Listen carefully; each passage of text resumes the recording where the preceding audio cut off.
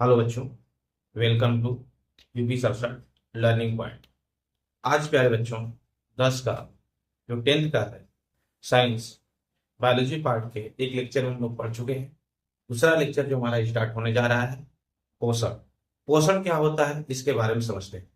अर्थात पोषण को हम लोग क्या बोलते हैं बच्चों? न्यूट्रिशन। क्या बोलते हैं? न्यूट्रिशन। न्यूट्रिशन क्या होता है इसके बारे में बात करते हैं। न्यूट्रिशन अगर कहा जाए तो जीवों की अपनी जैविक क्रिया को पूर्ण करने के लिए कई कार्बनिक और अकार्बनिक पदार्थों की आवश्यकता होती है। ठीक बच्चों।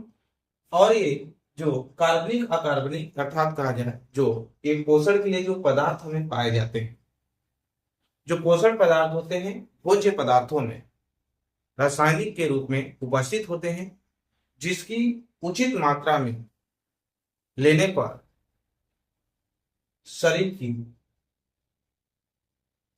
एक्टिविटीज सही रहती।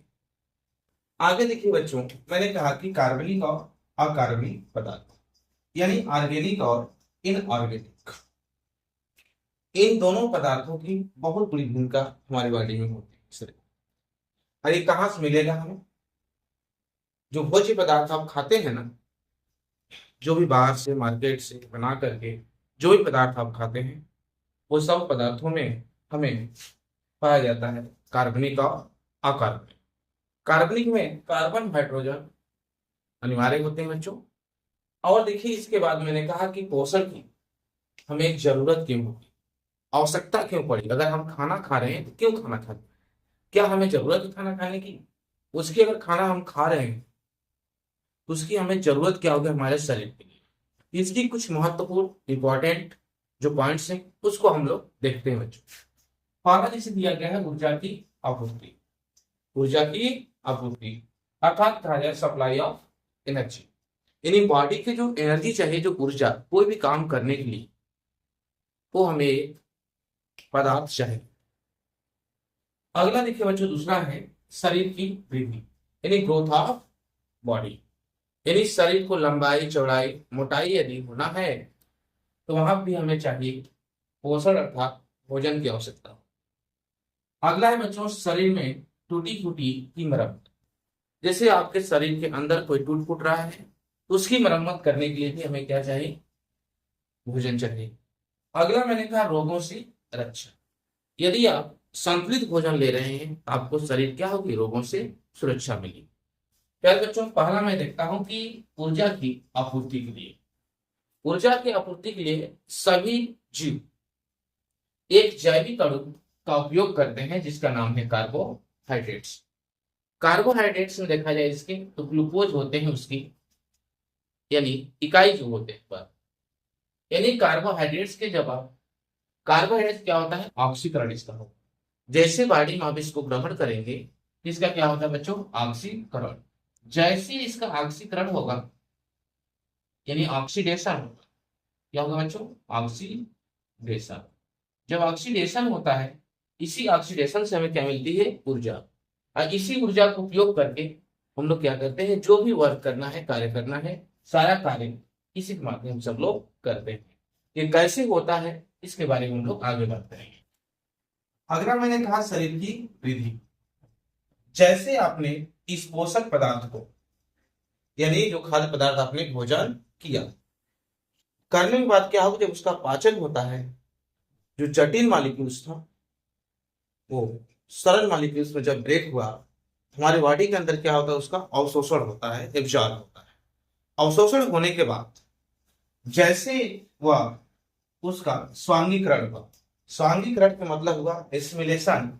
एसिमिलेशन का मतलब होता है जैसे आपने भोजन को ग्रहण किया, जैसे वो लिक्विड फॉर्म में आया, लिक्विड फॉर्म में आया अर्थात द्रव रूप में आया, वैसे क्या करती है कि वह जाकर के जो जीव द्रव्य जो प्लाज्मा होती है उसे जीव द्रव्य यानी कहा जाए, यानी प्रोटोप्लाज्म। जैसे जीव द्रव्य के अंदर एक पाई जाएगी, एक न्यूक्लियोप्लाज्म होती है और एक साइटोप्लाज्म, यानी कोशिका द्रव्य होती है और क्या होती है? केंद्रक द्रव्य। जैसे ये जीव द्रव्य में जाकर के घुल जाता है, यानी जो पोषक पदार्थ हुआ पोषक पदार्थ को जीव द्रव्य में घुलना ही क्या कहलाता है? स्वांगीकरण। जैसे पोषक पदार्थ जीव द्रव्य में घुलेगा तो कोशिका क्या हो जाएगी बच्चों? बड़ी होगी। जब बड़ी होगी उससे क्या होगी कि शरीर की जो कोशिका बड़ी होगी उससे क्या होगी? लंबाई भी बढ़ेगी और मोटाई भी बढ़ेगी। तो वही यानी कह सकते हैं इसको कि स्वांगीकरण क्या होता है? तो कह सकते हैं कि पोषक पदार्थ का जीव द्रव्य में मिलना क्या कहलाता है? स्वांगीकरण। स्वांगीकरण में अगर बच्चों कहा जाए मुख्यतः क्या क्या होते होंगे? प्रोटीन्स होते हैं, खनिज लवण होते हैं और क्या होते हैं? विटामिन होते हैं। इसका क्या होगा? स्वांगीकरण। आइए जो कार्बोहाइड्रेट खाए हैं इसका भी क्या होता है? स्वांगीकरण होता है।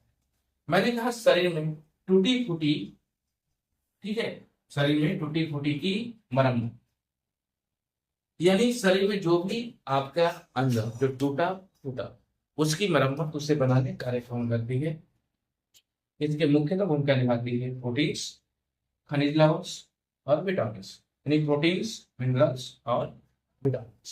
ये सब पदार्थ क्या करते हैं?